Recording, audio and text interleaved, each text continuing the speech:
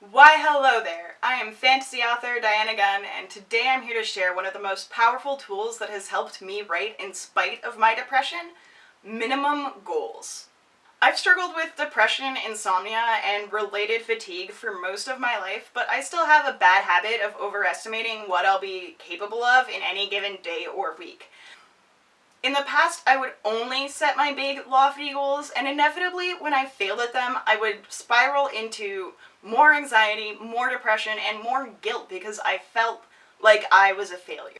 To eradicate this constant cycle of anxiety, depression, and guilt, I created a new system. One where I still make all those big, lofty goals because, frankly, I can't really help myself, but one where I also have minimum goals set for every single day and every single week.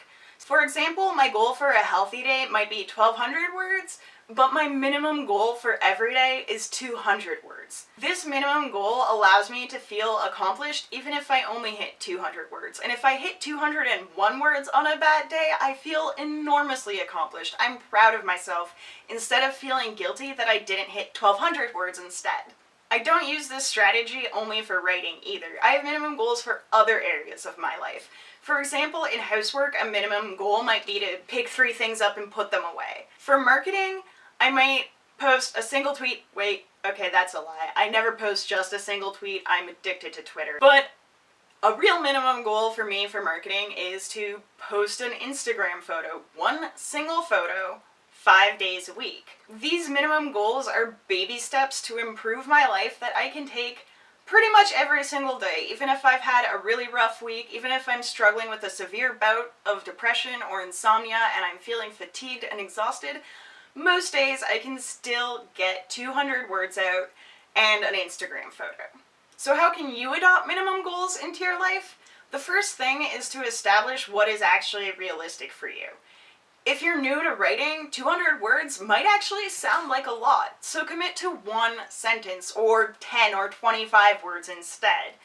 This way you're still writing a little bit every day, and your minimum goal is something you can achieve and feel proud of every day. To determine what minimum goals will be reasonable for you to achieve on a bad day, start with a minimum goal that seems reasonable, like, for example, my 200 words. You can adopt that and write it down on your calendar every day that your minimum goal is 200 words and track it. Place a check mark or a sticker on your calendar for every single day that you succeed in hitting your minimum goal. If at the end of 2 or 3 weeks you find you're missing your goal more days than you hit it, that means your goal is too high for you and you need to adjust it and make it smaller so that it is actually achievable for you on difficult days. You may also want to only set your minimum goals for certain days of the week.